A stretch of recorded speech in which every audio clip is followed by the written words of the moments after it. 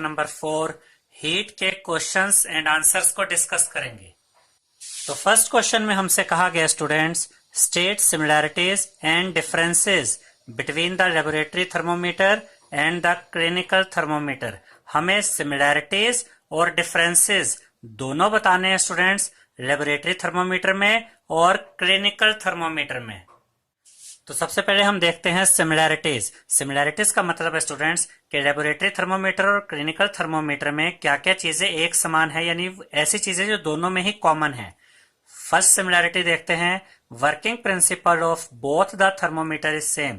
दोनों ही थर्मोमीटर का जो वर्किंग प्रिंसिपल है, काम करने का तरीका एक जैसा होता है।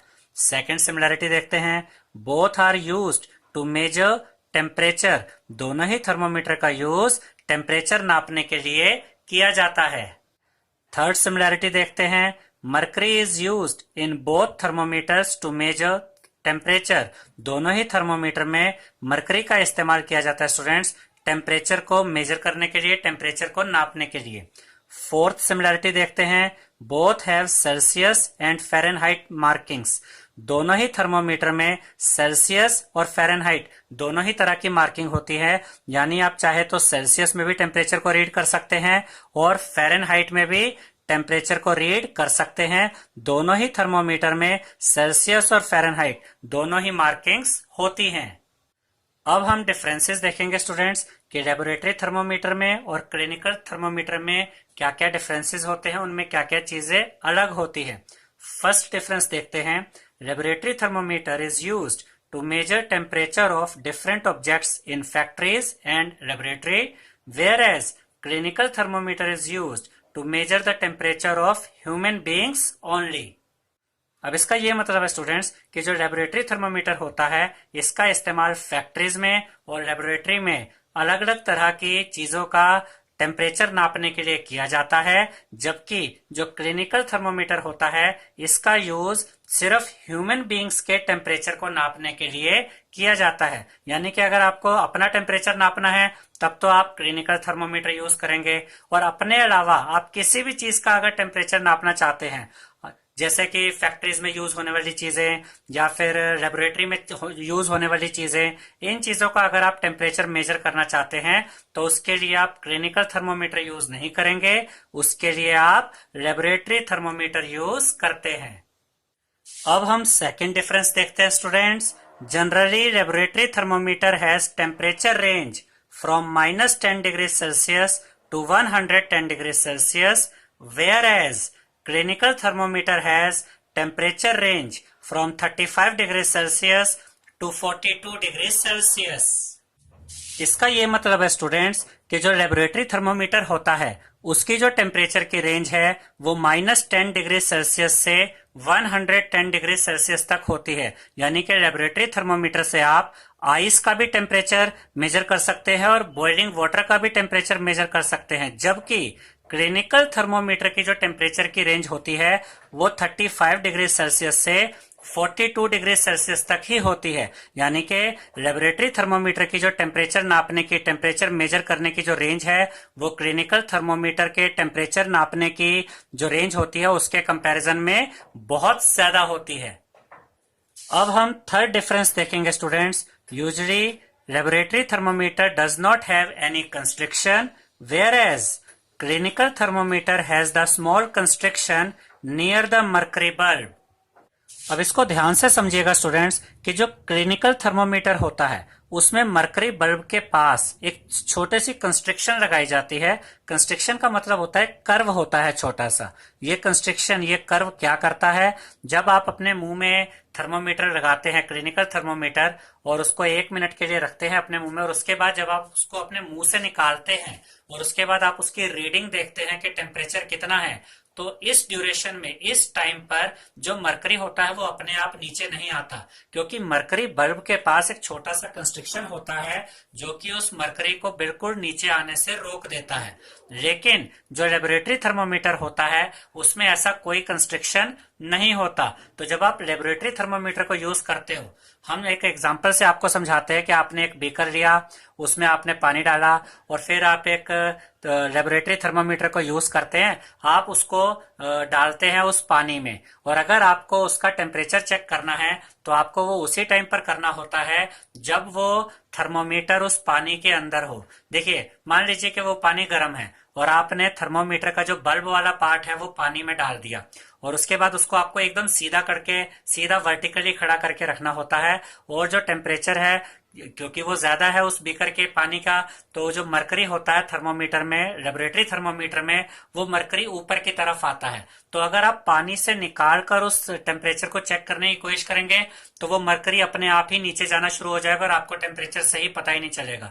तो लेबोरेटरी थर्मोमीटर में आपको टेम्परेचर उसी वक्त पता करना होता है जब वो किसी चीज का टेम्परेचर, जब आप उसको चेक कर रहे हो। लेकिन क्लिनिकल थर्मोमीटर में आप अपने मुंह में थर्मोमीटर यूज करते हैं, उसके बाद उसे बाहर निकालते हैं और उसके बाद उसकी रीडिंग लेते हैं, और इस दौरान जो मरकरी होता है वो डाउन नहीं होता। तो ये कंस्ट्रिक्शन की वजह से होता है स्टूडेंट्स। जो क्लिनिकल थर्मोमीटर होता है उसमें ये छोटा सा कंस्ट्रिक्शन होता है जो मरकरी को अपने आप नीचे जाने से रोकता है, जबकि लेबोरेटरी थर्मोमीटर में ऐसा कोई कंस्ट्रिक्शन नहीं होता।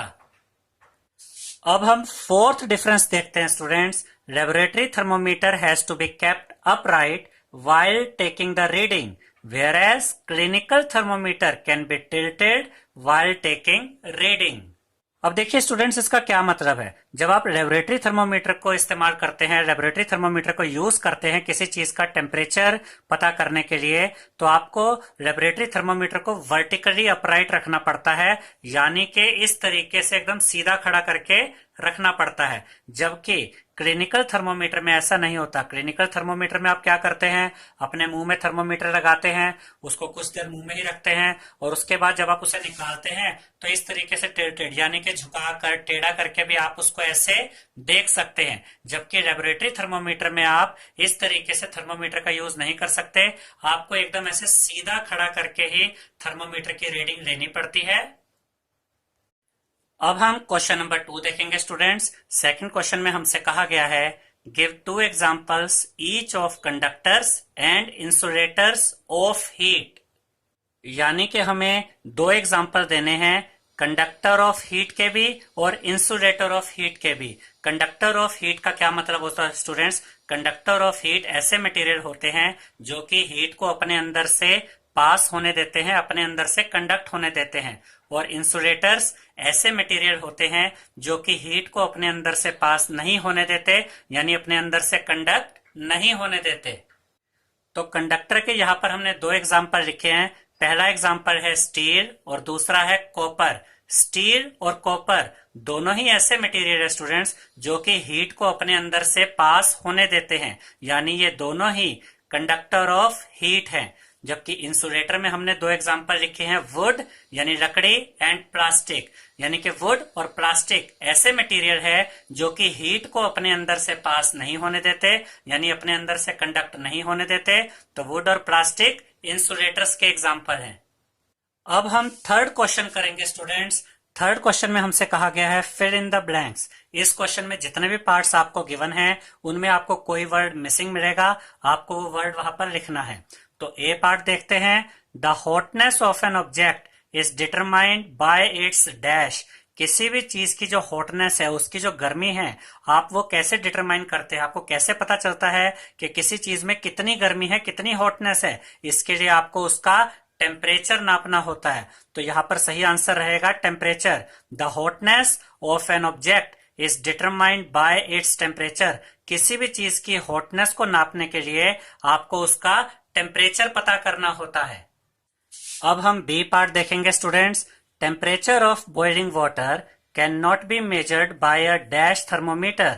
जो बॉइलिंग वाटर होता है स्टूडेंट्स, उसका टेम्परेचर हम किस थर्मोमीटर से मेजर नहीं कर सकते। देखिए, 2 तरह के थर्मोमीटर होते हैं, एक क्लिनिकल थर्मोमीटर और एक लेबोरेटरी थर्मोमीटर। जो क्लिनिकल थर्मोमीटर होता है स्टूडेंट्स, ये ह्यूमन बॉडी के टेम्परेचर को नापने में काम आता है। और ह्यूमन बॉडी के अलावा अगर आपको किसी भी चीज का टेम्परेचर नापना है, जैसे कि यहाँ बॉइलिंग वाटर के टेम्परेचर को नापने की बात हुई है, तो ह्यूमन बॉडी के अलावा किसी भी चीज के टेम्परेचर को अगर आपको मेजर करना है, उसे नापना है, तो उसके लिए आपको लेबोरेटरी थर्मोमीटर का यूज करना होता है। तो यहां पर सही आंसर रहेगा clinical thermometer. Temperature of boiling water can not be measured by a clinical thermometer, यानी बॉइलिंग वाटर का टेम्परेचर आप क्लिनिकल थर्मोमीटर से मेजर नहीं कर सकते। क्लिनिकल थर्मोमीटर से आप बॉइलिंग वाटर का टेम्परेचर नहीं नाप सकते। अब हम सी पार्ट देखेंगे। Temperature is measured in degree dash. अब यहां पर आपको याद रखना है स्टूडेंट्स कि जो थर्मोमीटर होते हैं उसमें दो तरह की मार्किंग होती है, एक सेल्सियस में और एक फ़ारेनहाइट में। हम जो टेम्परेचर नापते हैं, जो टेम्परेचर मेजर करते हैं, वो सेल्सियस में मेजर करते हैं। तो यहां सही आंसर रहेगा Celsius. Temperature is measured in degree Celsius. Temperature को मेजर किया जाता है डिग्री सेल्सियस में। अब हम डी पार्ट देखेंगे students. No medium is required for transfer of heat by the process of dash. अब यहां पर आपको ये याद रखना है स्टूडेंट्स कि हीट तीन तरीके से ट्रेवल करती है या ट्रांसफर होती है। एक मेथड होता है कंडक्शन, एक मेथड होता है कन्वेक्शन और एक तीसरा मेथड होता है रेडिएशन। जो कंडक्शन होता है स्टूडेंट्स वो सॉलिड्स में यूज होता है। सॉलिड में जो हीट ट्रांसफर होती है वो कंडक्शन के थ्रू होती है, जबकि कन्वेक्शन किस में यूज होता है? वाटर में और एयर में। वाटर और एयर में जो हीट ट्रांसफर होती है या हीट ट्रेवल करती है वो कन्वेक्शन मेथड के थ्रू करती है, जबकि जो रेडिएशन मेथड होता है इसमें हीट को ट्रेवल करने के लिए किसी मीडियम की जरूरत नहीं होती। जैसे कि जो सनलाइट होती है स्टूडेंट्स, वो अर्थ तक कैसे आती है? जबकि सन और अर्थ के बीच में तो स्पेस है, अंतरिक्ष है, तो वहां पर तो हवा भी नहीं होती। तो जो सनलाइट होती है, जो सूरज की हीट है, सूरज की रोशनी है, वो अर्थ तक जो आती है वो रेडिएशन प्रोसेस के थ्रू आती है, बिना किसी मीडियम के। याद रखिएगा स्टूडेंट्स कि रेडिएशन प्रोसेस में मीडियम है तो भी हीट ट्रांसफर हो जाएगी, मीडियम नहीं है तो भी हीट ट्रांसफर हो जाएगी। तो यहां पर सही आंसर रहेगा radiation. No medium is required, किसी मीडियम की जरूरत नहीं होती for transfer of heat, heat transfer करने के लिए by the process of radiation. अगर हीट का ट्रांसफर रेडिएशन प्रोसेस के द्वारा हो रहा है तो उसमें किसी मीडियम की जरूरत नहीं होती है। अब हम ई पार्ट देखेंगे students. A cold steel spoon is dipped in a cup of hot milk. आपने गर्म दूध में एक cold steel spoon डाल दिया। It transfers heat to its other end by the process of dash. अब देखिए, मान लीजिए कि कप है, उसमें गर्म दूध पड़ा हुआ है और आपने उसमें एक स्टील स्पून डाल दिया। अब उसका एक एंड तो गर्म दूध में है और एक एंड बाहर की तरफ है, तो उसमें जो वो वाला एंड है जो गर्म दूध के अंदर है, वहां से जो हीट ट्रांसफर होगी दूसरे एंड की तरफ, वो किस प्रोसेस के थ्रू होगी? वो कंडक्शन के थ्रू होगी। याद रखिएगा स्टूडेंट्स कि जो ये सॉलिड होते हैं इनमें जो हीट ट्रांसफर होती है एक एंड से दूसरे एंड की तरफ, ये कंडक्शन प्रोसेस के द्वारा होती है। तो ई पार्ट का सही आंसर है conduction. A cold steel spoon is dipped in a cup of hot milk, it transfers heat to its other end by the process of conduction. अब हम एफ पार्ट देखेंगे students. Clothes of dash colours absorb heat better than clothes of light colours. अब यहां पर आप एक बात याद रखिएगा स्टूडेंट्स कि जो डार्क कलर होते हैं ये लाइट कलर के कंपैरिजन में ज्यादा हीट को एब्जॉर्ब करते हैं। देखिए, जब हीट पड़ती है डार्क कलर के कपड़ों के ऊपर तो क्योंकि वो डार्क कलर के हैं तो वो ज्यादा हीट को एब्जॉर्ब करते हैं, जबकि जो लाइट कलर के कपड़े होते हैं उनके ऊपर जब हीट पड़ती है तो वो बहुत ही कम क्वांटिटी में हीट को एब्जॉर्ब करते हैं और ज्यादा क्वांटिटी में ज्यादा पार्ट ऑफ हीट को वो रिफ्लेक्ट कर देते हैं, वापस भेज देते हैं। तो सर्दियों के दिनों में हम डार्क कलर के कपड़े क्यों पहनते हैं स्टूडेंट्स? क्योंकि वो ज्यादा हीट को एब्जॉर्ब करते हैं और हमारे शरीर की गर्मी बनी रहती है। जबकि गर्मियों के दिनों में हम लाइट कलर के क्लोथ्स पहनते हैं ताकि अगर उन पर कोई हीट पड़े तो वो रिफ्लेक्ट होकर वापस चली जाए, क्योंकि लाइट कलर बहुत कम क्वांटिटी में हीट एब्जॉर्ब करता है और बाकी हीट को वो वापस रिफ्लेक्ट कर देता है। तो एफ पार्ट का सही आंसर है dark. Clothes of dark colours absorb heat better than clothes of light colours. जो डार्क कलर के जो क्लोथ होते हैं स्टूडेंट्स वो हीट को ज्यादा एब्जॉर्ब करते हैं। किनके कंपैरिजन में? ऐसे क्लोथ के कंपैरिजन में जिनका कलर लाइट है। अब हम क्वेश्चन नंबर 4 करेंगे। क्वेश्चन नंबर 4 में हमसे कहा गया है मैच द फॉलोइंग। यहाँ पर हमें ये दो कॉलम गिवन है स्टूडेंट्स, और हमें इनको मैच करके दिखाना है। देखिए यहाँ लेफ्ट साइड में हमें गिवन है land breeze blows during, sea breeze blows during, dark coloured clothes are preferred during, light coloured clothes are preferred during. और यहाँ राइट साइड में हमें गिवन है students summer, winter, day, night. अब हम इन्हें मैच करते हैं स्टूडेंट्स। सबसे पहले हमें गिवन है लैंड ब्रीज ब्लोस ड्यूरिंग, तो इसके लिए सही आंसर रहेगा डी यानी कि नाइट। जो लैंड ब्रीज होती है स्टूडेंट्स, ये रात के समय लैंड से सी की तरफ ब्लो करती है। ब्लो करना मतलब फ्लो करना यानी बहना। ये फिनोमिना कैसे काम करता है स्टूडेंट्स, इसको ध्यान से समझिएगा। रात के समय जो लैंड होती है, जो जमीन होती है, वो जल्दी ठंडी हो जाती है। किसके कंपैरिजन में? सी वाटर, समुन्द्र के पानी के कंपैरिजन में। तो समुन्द्र का पानी गर्म रहता है रात के समय, तो समुन्द्र के ऊपर की जो हवाएं होती हैं वो ऊपर की तरफ उठती हैं, ठीक है, और उनके नीचे खाली जगह बन जाती है। और जमीन के ऊपर, लैंड के ऊपर जो ठंडी हवाएं होती हैं वो उस खाली जगह को भरने के लिए लैंड से किस तरफ जाती हैं? सी की तरफ। तो लैंड से सी की तरफ जो ये ठंडी हवाएं चलती है रात के समय, इन्हें लैंड ब्रीज कहा जाता है। तो लैंड ब्रीज ब्लोस ड्यूरिंग, इसके लिए सही ऑप्शन रहेगा नाइट। इसके बाद देखिए सी ब्रीज ब्लोस ड्यूरिंग, इसके लिए सही आंसर रहेगा स्टूडेंट्स डे। अब ये फिनोमिना कैसे काम करता है स्टूडेंट्स? दिन के समय जो लैंड होती है, जो जमीन होती है, वो जल्दी गर्म हो जाती है सी वाटर के मुकाबले। तो दिन के समय क्योंकि लैंड जल्दी गर्म हो जाती है, जमीन जल्दी गर्म हो जाती है, तो लैंड के ऊपर जो हवा होती है वो गर्म होकर ऊपर उठती है और उसके नीचे खाली जगह बन जाती है। और सी के ऊपर की जो ठंडी हवाएं होती हैं वो लैंड की तरफ चलती है और उस खाली जगह को भर देती है। तो दिन के समय सी से लैंड की तरफ जो ठंडी हवाएं चलती हैं उन्हें हम सी ब्रीज कहते हैं। Sea breeze blows during day, तो यहां पर सही ऑप्शन रहेगा डे। दिन के समय सी ब्रीज सी से लैंड की तरफ चलती हैं। अब हम थर्ड पार्ट देखते हैं। Dark coloured clothes are preferred during, इसके लिए सही ऑप्शन रहेगा बी यानी कि विंटर। सर्दियों के दिनों में, विंटर के दिनों में स्टूडेंट्स हम डार्क कलर के कपड़े पहनते हैं, क्योंकि डार्क कलर जो होता है ये हीट को ज्यादा एब्जॉर्ब करता है। जब डार्क कलर के कपड़ों पर हीट पड़ती है तो ये डार्क कलर ज्यादा से ज्यादा हीट को एब्जॉर्ब कर लेता है, जिससे सर्दियों के दिनों में भी हमारे शरीर की हीट बनी रहती है। तो हम कह सकते हैं dark coloured clothes are preferred during winter. Winter के दिनों में हम डार्क कलर के कपड़े पहनना प्रेफर करते हैं। अब हम फोर्थ पार्ट करेंगे। Light coloured clothes are preferred during, इसके लिए सही ऑप्शन रहेगा ए यानी कि समर। गर्मियों के दिनों में, समर के दिनों में स्टूडेंट्स हम हल्के रंग के यानी लाइट कलर के कपड़े पहनते हैं। क्यों? क्योंकि जो लाइट कलर होता है जब इस पर हीट पड़ती है तो ये बहुत ही कम क्वांटिटी में हीट को एब्जॉर्ब करता है और बाकी हीट को ये रिफ्लेक्ट कर देता है, वापस भेज देता है, जिसकी वजह से हमारे शरीर का टेम्परेचर बहुत ज्यादा नहीं बढ़ता। ठीक है स्टूडेंट्स, तो ये गर्मियों के दिनों में भी हमें थोड़ा ठंडक का एहसास दिलाता है। तो हम कह सकते हैं कि light coloured clothes are preferred during summer.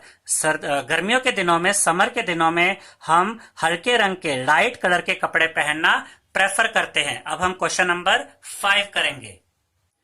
Fifth question में हमसे कहा गया students discuss why wearing more layers of clothing during winter keeps us warmer than wearing just one thick piece of clothing. अब पहले तो इस क्वेश्चन को ध्यान से समझिएगा स्टूडेंट्स कि सर्दियों के दिनों में हमें ये प्रेफर किया जाता है कि एक मोटा गर्म कपड़ा पहनने की बजाय अगर हम 2 या 3 गर्म लेकिन थोड़े पतले कपड़े पहने तो उससे हमारे शरीर की हीट ज्यादा अच्छे से बनी रहती है। देखिए फॉर एग्जांपल आप एक मोटी जैकेट पहनते हैं तो उसके कंपैरिजन में अगर आप 2 या 3 थोड़े से पतले लेकिन गर्म स्वेटर पहने तो उसमें आपकी जो शरीर की हीट है वो ज्यादा अच्छे से बनी रहेगी और आपको ठंड नहीं लगेगी। ये कैसे होता है अब हम इसको समझते हैं। The air gets trapped between 2 layers of warm clothes. जब आप सर्दियों के दिनों में 2 या 2 से ज्यादा गर्म कपड़े पहनते हैं स्टूडेंट्स तो उनके बीच में एयर ट्रैप हो जाती है यानी हवा इकट्ठी हो जाती है। Air acts as insulator of heat, और ये हवा इंसुलेटर ऑफ हीट की तरह काम करती है। इंसुलेटर ऑफ हीट का मतलब है कि ये अपने अंदर से हीट को बाहर नहीं जाने देती। यानी ये हवा अपने अंदर से हीट को पास नहीं होने देती है। This layer prevents our body heat to escape in the surrounding. और ये जो कपड़ों की लेयर होती है जिनके अंदर हवा इकट्ठी हो जाती है, ये हमारी जो बॉडी की हीट होती है स्टूडेंट्स, उसको बाहर सराउंडिंग में ट्रांसफर नहीं होने देती, जिसकी वजह से हमारी बॉडी का टेम्परेचर ज्यादा बना रहता है। हमारी बॉडी की जो हीट है वो बाहर नहीं जाती और ये हीट बनी रहती है। More layers of thin clothes will allow more air to get trapped and as a result we will not feel cold. तो सर्दियों के दिनों में स्टूडेंट्स एक मोटा कपड़ा पहनने के बजाय अगर आप 2 या 3 पतले कपड़े पहनते हैं, गर्म लेकिन पतले कपड़े, तो उसमें ज्यादा से ज्यादा हवा उसमें ट्रैप हो जाती है और हमारी बॉडी को ठंड नहीं लगती, हमारी बॉडी की हीट बनी रहती है, क्योंकि इन कपड़ों की लेयर के बीच में जो हवा है ये हमारी बॉडी की हीट को बाहर नहीं जाने देती। So wearing more layers of clothing during winter keeps us warmer than wearing just one thick piece of clothing. यानी कि सर्दियों के दिनों में एक मोटा कपड़ा पहनने के बजाय अगर हम 2 या 3 पतले, गर्म लेकिन 2 या 3 पतले कपड़े पहने तो उसमें हमारे शरीर की गर्मी ज्यादा बनी रहती है और हमें ठंड नहीं लगती। इसके बाद हम क्वेश्चन नंबर 6 करेंगे स्टूडेंट्स।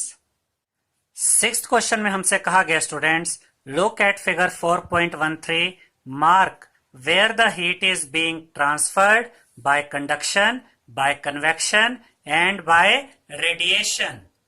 तो यहां पर हमसे ये कहा गया स्टूडेंट्स कि इस डायग्राम को देखना है और उसके बाद हमें ये बताना है कि इसमें कौन सी जगह पर जो हीट ट्रांसफर हो रही है वो कंडक्शन के द्वारा हो रही है और किस पार्ट में हीट कन्वेक्शन के द्वारा ट्रांसफर हो रही है और कौन से पार्ट में हीट रेडिएशन के द्वारा ट्रांसफर हो रही है। तो अब इसे ध्यान से समझिएगा स्टूडेंट्स। देखिए यहां पर नीचे की तरफ ये बर्नर में से ये फायर आ रही है, ये फ्लेम आ रही है, तो ये जो फ्लेम है इसके थ्रू जो ये हीट ऊपर जा रही है, यहां पर तो ये हीट रेडिएशन के द्वारा ट्रांसफर हो रही है। देखिए ये बर्नर डायरेक्ट तो ऊपर इस बर्तन को टच नहीं कर रहा और यहां से हीट ऊपर जा रही है जो इस बर्तन को गर्म भी कर रही है। तो ये जो हीट यहां से जा रही है इसको किसी मीडियम की जरूरत नहीं है, मीडियम हो तो भी ठीक है, नहीं है तो भी ठीक है, क्योंकि ये बर्तन को तो गर्म कर ही देगी। तो यहाँ पर जो ये फ्लेम, जो ये फायर अपनी हीट ट्रांसफर कर रही है ऊपर बर्तन की तरफ, ये ट्रांसफर हो रहा है कौन से प्रोसेस के द्वारा? रेडिएशन प्रोसेस के द्वारा। तो यहां पर तो आएगा रेडिएशन प्रोसेस। और ये भी ध्यान में रखिएगा स्टूडेंट्स कि रेडिएशन प्रोसेस के द्वारा जो हीट ट्रांसफर होती है उसमें मीडियम की जरूरत नहीं होती। मीडियम होता है तो भी हीट ट्रांसफर हो जाती है और मीडियम नहीं होता तो भी हीट ट्रांसफर हो जाती है। अब इसके बाद देखिए स्टूडेंट्स कि ये जो फ्लेम, ये जो फायर है, ये इस बर्तन को अब गर्म करेगी। अब ये तो इसको एक ही जगह पे टच कर रही है, जबकि ये मेटल का बना हुआ बर्तन ये तो पूरी तरह से गर्म हो जाता है। अब यहां पर जो इसमें हीट का जो ट्रांसफर होता है वो होता है कौन से प्रोसेस के द्वारा? कंडक्शन प्रोसेस के द्वारा। याद रखिएगा स्टूडेंट्स कि मेटल के बनी हुई किसी चीज को अगर आप एक तरफ से गर्म करते हैं तो कंडक्शन प्रोसेस के द्वारा वो हीट उसके दूसरे एंड्स तक भी पहुंच जाती है। जैसे कि मान लीजिए आप एक लोहे की रोड लेते हैं और उसको एक साइड से गर्म करते हैं तो वह हीट ट्रांसफर होकर उस लोहे की रोड के दूसरी तरफ भी चली जाती है। तो जब ये फायर इस बर्तन को नीचे की तरफ से गर्म करती है तो कंडक्शन प्रोसेस के द्वारा ये हीट इसके हर एंड तक पहुंचती है और इस बर्तन को पूरी तरह से गर्म कर देती है। तो इस बर्तन में जो हीट का जो ट्रांसफर हुआ वो हुआ कंडक्शन प्रोसेस के द्वारा। अब यहां पर ध्यान दीजिएगा स्टूडेंट्स कि इस बर्तन में जो ये पानी है ये पूरी तरह से गर्म कैसे होगा? इस पानी में हीट का ट्रांसफर कैसे होगा? पानी में हीट का ट्रांसफर होता है स्टूडेंट्स कन्वेक्शन मेथड के द्वारा। कैसे? इसको ध्यान से समझिएगा। यहां पर ये फ्लेम इस बर्तन को नीचे की तरफ से टच कर रही है और जो पानी यहां बॉटम की तरफ होगा सबसे पहले वो गर्म होगा। तो जब ये पानी के पार्टिकल्स यहां नीचे से गर्म होंगे तो ये पार्टिकल्स ऊपर की तरफ उठेंगे और जो पानी के ठंडे पार्टिकल्स है वो यहां साइड से नीचे की तरफ जाएंगे। फिर ये पार्टिकल पार्टिकल्स गर्म होंगे, फिर ये ऊपर की तरफ उठेंगे और ये प्रोसेस चलता रहेगा जब तक कि ये पूरा पानी गर्म नहीं हो जाता। तो इस मेथड को हम क्या कहते हैं? Convection method. इसमें क्या होता है स्टूडेंट्स कि नीचे की तरफ से पहले पानी को जहां पर डायरेक्ट हीट मिल रही है वो गर्म होगा, ऊपर की तरफ उठेगा, और जो ठंडे पानी के पार्टिकल्स हैं वो यहां से नीचे जाएंगे, फिर उनको गर्मी मिलेगी, वो ऊपर उठेंगे, वो गर्म हो जाएंगे, फिर ऐसे ही जो ठंडा पानी है वो नीचे जाता रहेगा और गर्म होकर वापस ऊपर की तरफ आता रहेगा, और इस तरीके से ये पूरा पानी भी गर्म हो जाएगा। तो यहाँ पर हमने तीन चीजें देखी। ये जो फायर यहाँ पर हीट ट्रांसफर कर रही है ये हो रहा है रेडिएशन प्रोसेस के द्वारा। ये जो बर्तन गर्म हुआ इसमें जो हीट का ट्रांसफर हुआ वो हुआ स्टूडेंट्स कंडक्शन प्रोसेस के द्वारा। और जो ये पानी में हीट का ट्रांसफर हुआ जिसकी वजह से पानी पूरा गर्म हुआ ये हुआ कन्वेक्शन प्रोसेस के द्वारा। इसमें हीट का ट्रांसफर कन्वेक्शन के द्वारा हुआ। आप स्टूडेंट्स इस तरीके से भी ये तीनों मेथड यहाँ पर दिखा सकते हैं। देखिए हमने एरो के थ्रू दिखाया कि यहाँ पर ये रेडिएशन के थ्रू हीट ट्रांसफर हो रही है, और यहाँ पर जो ये मेटल गर्म हुआ, ये जो बर्तन गर्म हुआ, ये किसके थ्रू हीट ट्रांसफर हुई? इसमें कंडक्शन के थ्रू। और पानी में जो हीट ट्रांसफर हुई वो हुई कन्वेक्शन के थ्रू। अब हम 7th क्वेश्चन करेंगे स्टूडेंट्स। 7th क्वेश्चन में हमसे कहा गया है in places of hot climate it is advised that the outer walls of houses be painted white. Explain. पहले तो इस क्वेश्चन को अच्छे से समझिएगा। इस क्वेश्चन में हमसे ये कहा गया है कि जो गर्म जगह होती है स्टूडेंट्स, जहां का क्लाइमेट हॉट होता है, वहां पर घरों की जो दीवारें होती है उनको बाहर की तरफ से व्हाइट पेंट क्यों किया जाता है। अब हम इसको समझते हैं कि ऐसा क्यों किया जाता है। In places of hot climate, ऐसी जगह जहां पर हॉट क्लाइमेट होता है, जहां गर्मी बहुत रहती है, it is advised that the outer walls of houses be painted white. वहां पर घरों की दीवारों को बाहर से व्हाइट पेंट किया जाता है, because white colour reflects most of the heat that falls on it, और we can say it absorbs less amount of heat. यानी कि जो व्हाइट कलर होता है स्टूडेंट्स, जब इसके ऊपर हीट पड़ती है, जब सनलाइट की हीट इसके ऊपर पड़ती है, तो ये ज्यादातर हीट को तो ये रिफ्लेक्ट कर देती है, वापस भेज देती है, और बहुत ही कम क्वांटिटी में ये हीट को एब्जॉर्ब करती है, जिसकी वजह से अंदर से घर कैसे रहते हैं? ठंडे रहते हैं। देखिए यही यहां पर लिखा गया है, therefore the temperature inside the house does not increase very much. इसकी वजह से घरों के अंदर का जो टेम्परेचर है वो ज्यादा नहीं बढ़ता और अंदर ठंडक सी रहती है। अब हम 8th क्वेश्चन करेंगे स्टूडेंट्स। 8th क्वेश्चन में हमसे कहा गया है 1 litre of water at 30 degree Celsius is mixed with 1 litre of water at 50 degree Celsius. यानी कि आपने 30 डिग्री सेल्सियस टेम्परेचर वाला 1 लीटर पानी लिया और उसे मिक्स कर दिया 50 डिग्री सेल्सियस वाले 1 लीटर पानी के साथ। इसके बाद हमसे कहा गया है the temperature of the mixture will be. अब ये दो अलग अलग टेम्परेचर वाले वाटर को आपस में मिलाने से जो मिक्सचर तैयार हुआ, इसका जो टेम्परेचर होगा उसके लिए हमें यहाँ पर 4 ऑप्शन दिए गए स्टूडेंट्स।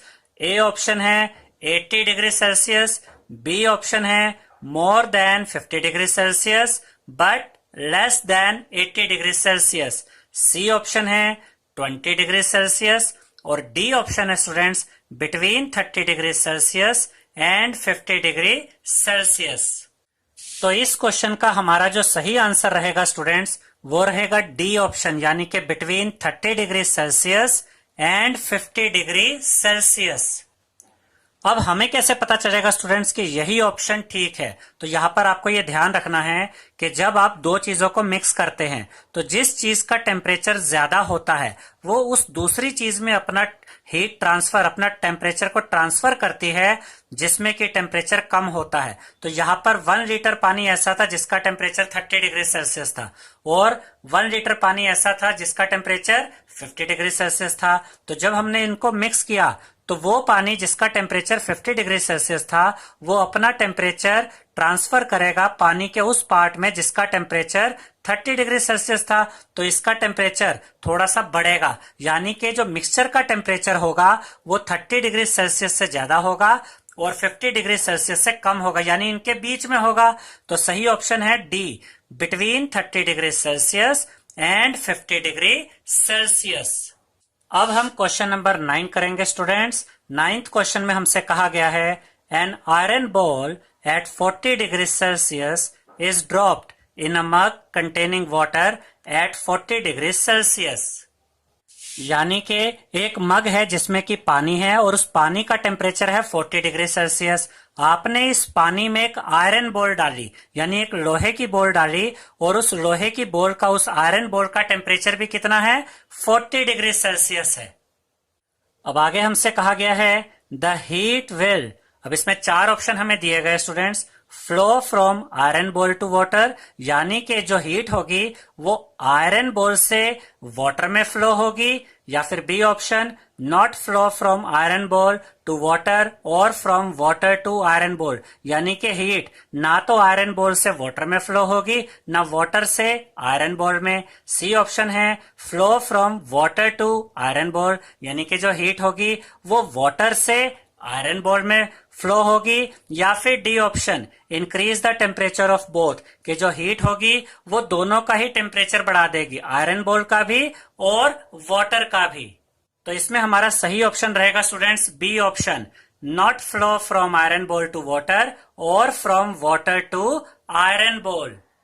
यानी कि हीट जो है वो ना तो आयरन बॉल से वाटर में फ्लो होगी और ना ही वाटर से आयरन बॉल में। ऐसा क्यों हुआ स्टूडेंट्स? क्योंकि जिस पानी में आयरन बॉल को डाला गया, देखिए पानी का टेम्परेचर भी 40 डिग्री सेल्सियस है और आयरन बॉल का टेम्परेचर भी 40 डिग्री सेल्सियस है, तो दोनों का ही टेम्परेचर सेम है। तो जब आप दो चीजों को मिक्स करते हैं और दोनों ही चीजों का टेम्परेचर सेम होता है तो हीट किसी भी तरफ ट्रांसफर नहीं होती। हाँ, अगर किसी एक चीज का टेम्परेचर ज्यादा हो और दूसरी चीज का टेम्परेचर कम हो, तो जिस चीज का टेम्परेचर ज्यादा होता है वो अपनी हीट को ट्रांसफर करता है उस चीज में जिसका टेम्परेचर कम है। लेकिन यहाँ तो पानी का टेम्परेचर भी 40 डिग्री सेल्सियस है और आयरन बॉल का टेम्परेचर भी 40 डिग्री सेल्सियस है, तो ये हीट जो है वो ना तो आयरन बॉल से वाटर में जाएगी और ना वाटर से आयरन बॉल में। तो यहाँ पर सही ऑप्शन रहेगा B option, the heat will not flow from iron ball to water, ना तो हीट आयरन बॉल से वाटर में जाएगी और from water to iron ball, और ना ही ये हीट वाटर से आयरन बॉल में जाएगी। अब हम 10th क्वेश्चन देखेंगे स्टूडेंट्स। 10th क्वेश्चन में हमसे कहा गया है a wooden spoon is dipped in a cup of ice cream. एक लकड़ी का बना हुआ स्पून है, उसे आपने आइसक्रीम के कप में डाल दिया। इट्स अदर एंड, अब देखिए स्टूडेंट्स यहाँ पर ये क्वेश्चन इस तरीके से है कि जो आइसक्रीम का कप है आपने उसके अंदर वुडन स्पून यानी लकड़ी के चम्मच को डाला, उसका एक पार्ट तो आइसक्रीम के अंदर है और उसी स्पून का दूसरा जो एंड है वो आइसक्रीम के बाहर है। तो it's other end, A option है becomes cold by the process of conduction, तो उस वुडन स्पून का जो दूसरा एंड है क्या वो कंडक्शन प्रोसेस के द्वारा ठंडा हो जाएगा, या फिर B option becomes cold by the process of convection, या फिर उस वुडन स्पून का दूसरा एंड कन्वेक्शन के द्वारा ठंडा होगा, या फिर C option becomes cold by the process of radiation, यानी कि उस वुडन स्पून का जो एंड है क्या वो रेडिएशन के प्रोसेस के द्वारा ठंडा होगा, या फिर D option does not become cold, कि उस वुडन स्पून का जो दूसरा एंड है वो ठंडा होगा ही नहीं। अब इसमें से कौन सा ऑप्शन सही है? तो यहाँ पर सही ऑप्शन रहेगा students D option does not become cold, यानी जो लकड़ी का चम्मच है जिसका एक एंड तो आइसक्रीम के अंदर है और दूसरा एंड बाहर की तरफ है, तो उसका दूसरा एंड ठंडा नहीं होगा।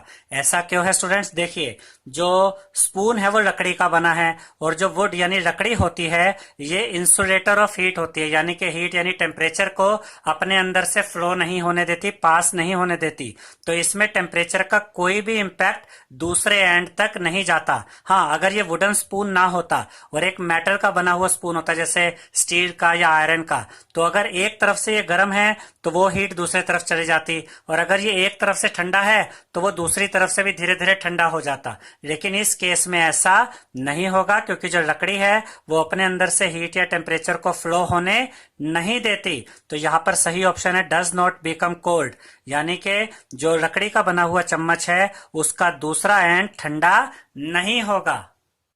अब हम क्वेश्चन नंबर 11 करेंगे स्टूडेंट्स। 11th क्वेश्चन में हमसे कहा गया है stainless steel pans are usually provided with copper bottoms. जो स्टेनलेस स्टील पैन्स होते हैं उनमें को जो बॉटम पार्ट होता है उस पर कॉपर चढ़ाया जाता है, कॉपर लगाया जाता है।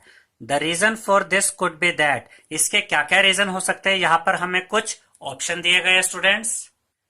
ए ऑप्शन है copper bottoms makes the pan more durable, कि अगर बॉटम को कॉपर का बनाया जाए तो जो पैन होता है वो ज्यादा समय तक चल सकता है। या फिर B option such pans appear colourful, कि अगर बॉटम पे कॉपर लगाया जाए तो इस तरह के जो पैन्स होते हैं ये ज्यादा कलरफुल दिखते हैं। या फिर C option copper is a better conductor of heat than the stainless steel, जो कॉपर होता है वो ज्यादा अच्छा कंडक्टर ऑफ हीट होता है किसके कंपैरिजन में, स्टेनलेस स्टील के मुकाबले, उसके कंपैरिजन में। या फिर D option copper is easier to clean than the stainless steel, कि जो कॉपर होता है उसको साफ करना ज्यादा इजी होता है किसके कंपैरिजन में, स्टेनलेस स्टील के कंपैरिजन में। तो यहां पर अब हमें सही ऑप्शन सेलेक्ट करना है। तो यहां पर सही ऑप्शन रहेगा students C option, copper is better conductor of heat than the stainless steel. जो ये स्टेनलेस स्टील पैन्स होते हैं स्टूडेंट्स, इनके बॉटम में कॉपर इसलिए लगाया जाता है कि जो कॉपर होता है वो बेटर कंडक्टर ऑफ हीट होता है स्टेनलेस स्टील के कंपैरिजन में। यानी कि जो कॉपर यूज किया जाता है स्टेनलेस स्टील पैन्स के बॉटम में, वो जल्दी से उस पैन को गर्म कर देता है, वो बड़ी आसानी से अपने अंदर से हीट को फ्लो होने देता है। तो वो जो पैन है वो जल्दी गर्म हो जाता है और जल्दी हम यूज कर सकते हैं उसका। तो यहाँ पर सही ऑप्शन है C, the reason for this could be that. यही हमें दिया गया था कि क्या रीजन है कि हम कॉपर का इस्तेमाल करते हैं स्टेनलेस स्टील पैन्स के बॉटम में। उसका रीजन ये है कि copper is a better conductor of heat than the stainless steel, जो कॉपर है वो बेटर कंडक्टर ऑफ हीट है स्टेनलेस स्टील के कंपैरिजन में। आई होप स्टूडेंट्स आपको हमारा ये वीडियो पसंद आया होगा। अगर आपको हमारा ये वीडियो पसंद आया है तो इसे लाइक शेयर और सब्सक्राइब कीजिए। Thank you.